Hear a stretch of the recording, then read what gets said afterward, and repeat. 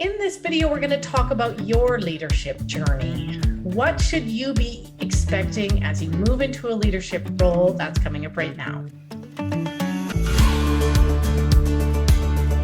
Hi there, I'm Andrea Adams, the host of HR Shop Talk, and on this show you get all kinds of insight into HR. I encourage you to subscribe to the show or the podcast to keep learning from my smart guests. Today, my guest is Ryan Rex. Ryan is doing his doctorate on leadership and has taken that leadership journey himself, so he should have all kinds of insight for us. He's also been a manager and director in the area of HR technology and transformation. Hi, Ryan. How are you? Good. How are you, Andrea? I'm good. And looking forward to this, as usual. Okay, so if someone is moving into a leadership role, can you talk to me about what they should expect and what a leadership journey looks like in reality? And I love that you use the term leadership journey, because that's exactly what it is. Like, being a leader is really this lifelong and career-long journey. You're never gonna go into leader and say, how do I equip myself? I'm gonna take my first leadership role, so I want to make sure that I build out my toolkit, and I'm gonna go in and I'm gonna be this, great leader. And that just doesn't necessarily happen that way, because we're always developing. And I've had a great opportunity to connect with some executives and CEOs and hear about their leadership journeys. Okay. And they are still developing, and they have career coaches now and leadership coaches around them to help them, make sure that their behaviors and the values that they're exhibiting are really showing up in the way that they lead their team and organization. So right from that first step into leadership, where you're getting your first direct reports and now accountable for some of those management and leadership accountabilities, all the way through your career, you're going to be growing, learning, trying new things, failing at things, and that's okay as well, because everything is about growth, right? So I think if you're stepping into leadership for the first time, one of the things that I would definitely just recommend is that self-reflection and understand yourself. Like, what are your values, and how do you engage with other people and demonstrate those values as you're engaging with others? And what's the basis for the decisions that you make in life and at work? So just really reflecting, and why do you want to be a leader? I think that's so important. Like, what is driving you to be a leader? Is it because you really do want to value and grow people, or do you think that that's the next level for you to demonstrate career progression? The other ones that I would look at is, what are your weaknesses? We all have weaknesses. We all have challenges that we're constantly working towards and building out, and those change throughout time as well. If you're first stepping into your leadership role, you should be able to identify quite a few areas of development, because you just don't have the experience yet. So identifying, what are some of those key things that I want to work on first? Is it giving feedback to people because I'm not quite comfortable, telling people about critiquing their work? Maybe it's the management and the planning. I've never, had to do workforce planning before. I've never had to run a budget before, or something like that. The other one, and sorry, I'm going on a little bit on this question, but there's a lot that you can do to prepare for a leadership role. The other one that I think of is, really understanding what drives you. When we really look internally at ourselves, it's, are we being driven by promotion? Are we being driven by title? Are we being driven by respect? Because, sometimes there's a respect associated with leadership as well. Or, one that I hear a lot of right now is, am I being driven by being the youngest person at the table? And all of those are okay. There's nothing wrong with being motivated by any of those things. But it is knowing that that is what drives you, so that you can be aware of it when you're in dynamics with your team. Am I doing this behavior because, I want respect, or am I doing this behavior because it's what's best for the individual that I'm leading? And you kind of have that internal dialogue with yourself then. It doesn't feel like someone who's motivated by promotions is going to be a great leader. What's your take on that? Like, are they going to be a great leader? They certainly can be. So for me, it's not right or wrong. It's real. Like, we're real people. I wish I could say every time it's about helping others. but I Yes. do have ambition. I do want to, grow my own career as well. Right. And I don't feel bad about that. And I don't, but I want to be aware so that I can know when it's showing up. And I never want that motivation to lead how I'm going to engage with team members. Right. Because then I'm not authentic. And your team will pick up on that. When I say really start to understand yourself and understand what drives you, I think that's very key. The other thing that you hear about with this is someone that doesn't reflect and understand themselves and is a leader. We typically call these their blind spots, right? So Right. the leader doesn't necessarily know that they're showing up and everyone's interpreting, wow, that leader's really out for themselves. They can't see it because they haven't really connected that that's where their drive or motivation is coming from. What do you need to like to go into leadership? I think it's that people challenge. So leadership is very difficult. It's very rewarding, but it's very difficult. And understanding that it's very difficult, I think, is something that everyone needs to accept when you're in that leadership position. Mm-hmm. I could tell you in the work that I do when I'm coaching leaders and myself, certainly when I was a director or a manager in HR as well, my day would be very busy and there's activities that I need to perform. And say I had 10 activities I need to perform in a day, and one people challenge could throw those 10 activities completely off. Yeah. And it could take so much of my time and investment. Yes. And I have to put the needs of my team ahead of myself. So that means that I'm putting 5 of those things on a back burner, and it's never black or white. It's never, this is the way we got to go forward, or right or wrong, or anything like that, especially when there's interpersonal conflict. It's really about listening and navigating through the gray and trying to find those complementary solutions where everyone's voice feels heard, everyone feels valued at the end of the day, but there's clarity on how we're moving forward. And it takes time to get there. So you're studying leadership. How does what you're studying inform how people should prepare for a leadership role? So the type of leadership that I study is called transformational leadership. So it's a set of behaviors, and it's one of many different leadership styles that are out there. Transformational leadership is the most researched and most known leadership style.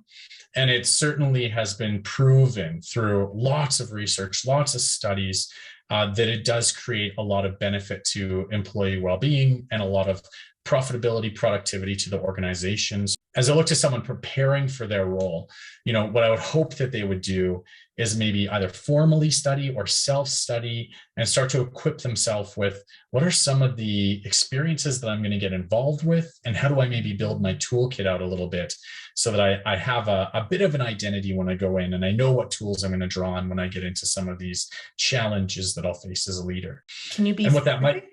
Are you about to be specific? Yeah. I'll elaborate a little bit more, but okay. What that might be for the individual then is reading different leadership books and finding a style that works for them. And it might be dependent on authors. There's some great authors. Simon Sinek is obviously very, very popular, and his is more servant-based leadership. You have Brene Brown, who focuses a little bit more on vulnerability and a little bit more on the authentic leadership style. And then there's another researcher, Jim DeTurk, who talks a lot about employee voice and courage within the workplace. Amy Edmondson talks about psychological safety. So what resonates for you when you read about leadership? And then how do you start to maybe break that down and say, even just 3 different goals that you have for yourself? Here's the type of leader that I want to be known as. Here's the type of behaviors that I want to exhibit. And here's some of the outcomes that I want to drive as a leader as well. And document those, review them from time to time as well, because they're going to change as you start to develop out as a leader as well. When we were preparing for this, you spoke with me about a leadership philosophy. So can you talk to me about leadership philosophy? What do you mean? Yeah, it is kind of an ambiguous concept, right? Yes. A leadership philosophy. What does that really entail? What I mean by it is, like, what are those key words that you use to describe how you want people to view you as a leader, or how you want your team to feel about your leadership style? What effect do you want to have on people and on the organization? Can I just interrupt you there. My automatic is I want them to like me. I want them to be inspired by me. Like, some of the answers that I go to feel a little boilerplate. How do you get specific for you as an individual? Yeah. And I think some of those are okay. Like you mentioned inspiration there. And I think that that's a duty of a leader to inspire your team and make sure that they're clear on the vision, excited about the work that your team is doing and how it contributes to an overall goal. But I liked what you said. How do you do that? So, a great one is integrity. Everyone wants to have integrity. Oh my goodness, are you not kidding? Yeah. If right now I said I'm getting into leadership, what are those 5 keywords that I want to be known as? And I want my team to feel, I want the organization to see me that way. And one of those was integrity. Then I would put that almost in an Excel spreadsheet, say integrity is column A, and column B, what does that look like to you? Give examples, give 3 examples of, and think to already in the work environment, how have you demonstrated integrity? If you found this inspiring, subscribe to see all the episodes and comment. Are you moving into leadership, thinking about it? How's that going for you? Let us know in the comment section. Somewhere along the line, we have talked about dilemmas, but let's talk about those again right now. So what are some dilemmas that people are going to face as they move into a leadership role? And how do you have any advice on how to navigate those? A few come to mind. And maybe one of the first ones is that balance of how much to direct and manage the work versus how much to listen to your team and include them in decisions and directing and guiding the work. And I think it has to do with when you're early as a leader, you want to demonstrate your ability to be able to take on control, to be able to make decisions. And you are being evaluated. So you do need your leader to see that that's you doing that and not just your team guiding you. So I think that's always a balance. You are always going to get more engagement, more benefit by engaging with your team and having them be a part of the big discussions, a part of the strategy, a part of the direction setting, a part of the decisions. Consensus, not consensus though. I don't mean that because that's very dangerous and slow, but at least allowing everyone on your team to feel heard, feel like they contributed, even if the answer is something different than what they were contributing to. But later in leader careers, what I find is the great leaders hire the smartest people around them. So, some of the best leaders I know say, I actually know the least about the work. My job is to motivate, inspire, connect, remove barriers, and allow my team freedom to do their best work. And a great behavior that I see out of this is when senior leaders bring the subject matter expert to the table. So, maybe they're presenting out to the HRLT. Maybe this is an HR director presenting out to the HRLT. And, they're presenting on something in total rewards and compensation. And they're saying, I'm not the expert here. I'm going to bring my comp advisor because they're the ones that designed the program. They're the ones that were dealing with all the external data that was coming in. And so I want them to be at the table to represent their work and get the recognition for that. But also because I want to default to their opinion as the expert. So more senior leaders organize, direct, empower. And then I find that the dilemma for earlier leaders is really finding that balance between how to use the expertise and knowledge within the team versus where you're leading and making those decisions more autonomously. One of them again from and I think everyone actually deals with this at times is that delivering hard feedback. And especially where there's conflict, like maybe as a leader, you've been told this feedback about one of your team members and you have to translate that and pass it on. Maybe it's something that you've observed directly and you want to provide feedback on. When I think to this as a dilemma and what the leader is processing and going through, it's about how do we make sure that individual is getting what they need to succeed. And at times that's going to be that hard feedback. Yeah. So, from the leader standpoint, it's, having that courage to be able to have the tough discussions, but coming from a place of, I'm not worried about me as a leader and being uncomfortable as a leader having to have this discussion. I want to be empathetic towards the individual and understand how are they going to receive this, and are they going to need time to process it, and, because I want them to do better and apply something differently out of this. So another one I would say, environmental, is how did the leader get into the position of leadership? So especially if on a first-time leader, if they were promoted, say as a team of 4, there might be 2 or 3 other individuals that also applied for that role, were interested in the role, might be qualified for that role. And now this individual that was selected for the role has to lead them. So, or there's maybe you have someone on your team that's such a deep technical expert, you don't know what they know. Yes. And that's okay. But then how do they find a respectful relationship and way of working with you if they know that they know more than you do? Right? So, and all of that's okay, but it's about being aware of it and not trying to push forward and develop these relationships at a pace that's best for you, moving forward with the relationship and allowing it to navigate based on what the needs are of the individual. Because, if I applied for a role and I didn't get it and one of my peers got it, I'm going to have a bit of a process I need to work through. Like, hopefully they would recognize, okay, the decision was made because that's the best suited person for the role. But just allowing the individuals to be able to work through their own acceptance of the new leader taking their position and what that means for them and their career path. That was great. Okay. Final question here. There must be 2 million, maybe more. I might be underestimating the number of leadership books out there. Okay, so you study transformational leadership. What are your top leadership books? Yeah, and there are just so many leadership books. Right? So many. Yeah, there's a saying that for every leadership researcher, there's a leadership model, leadership philosophy, leadership book. And so it's absolutely true. But you said 2. There are 2 that I reference more than any other. Okay. So I'll say that, are they the ones that are going to lead, tell you how to lead and be a great leader? Maybe not, but I think they're foundational information that people need to know. And the first one is a book by Stanford professor Jeffrey Pfeiffer, and it's called Leadership BS. And what it talks about is the leadership industry as a whole. So I think it was about a $4 billion industry, very, very big, and lots of materials, as you just mentioned, like hundreds of thousands, millions of books out there to be able to read and consume. And really, all of that information has not done a lot to move the needle on the quality of leadership.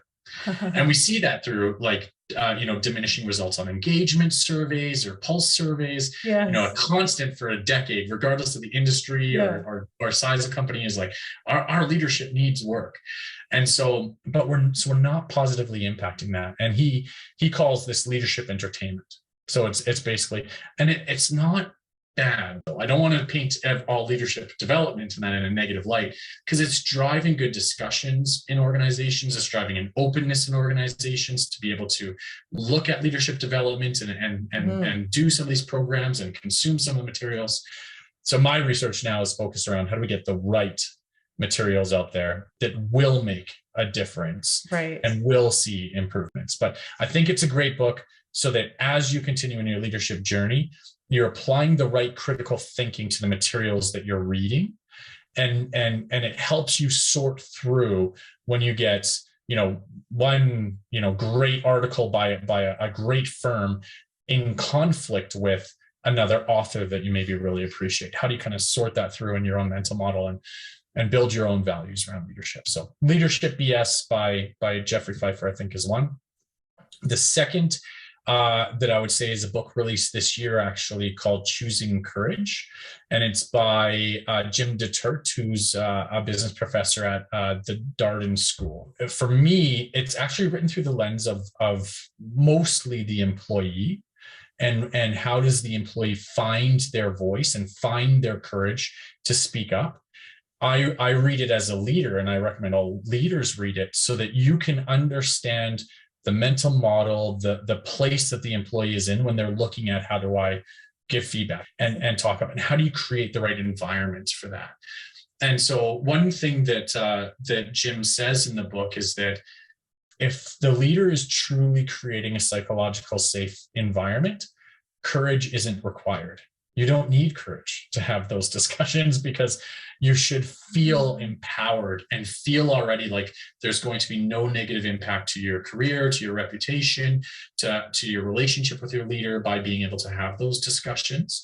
But he's also very aware that it does require leadership to start. So he talks about a courage ladder and gives you some nice tools to be able to facilitate your own journey with finding your voice in the organization. And I think it could also be particularly helpful for somebody that's maybe not quite stepped into leadership, but looking to step into leadership. And how do they get empowered to be able to drive some of those development and progress discussions with their leader in terms of what they want out of their career. So Choosing Courage by Jim DeTurt would probably be my second leadership book that I would throw out there. Thanks, Ryan. That was so great and meaningful in terms of, even if I'm to imagine myself moving into a leadership role, I can see some different steps and authentic steps I would take to do that. So thanks so much for that. I did another episode with Ryan on transformational leadership, and that episode is right here. Thanks for watching, and see you next time.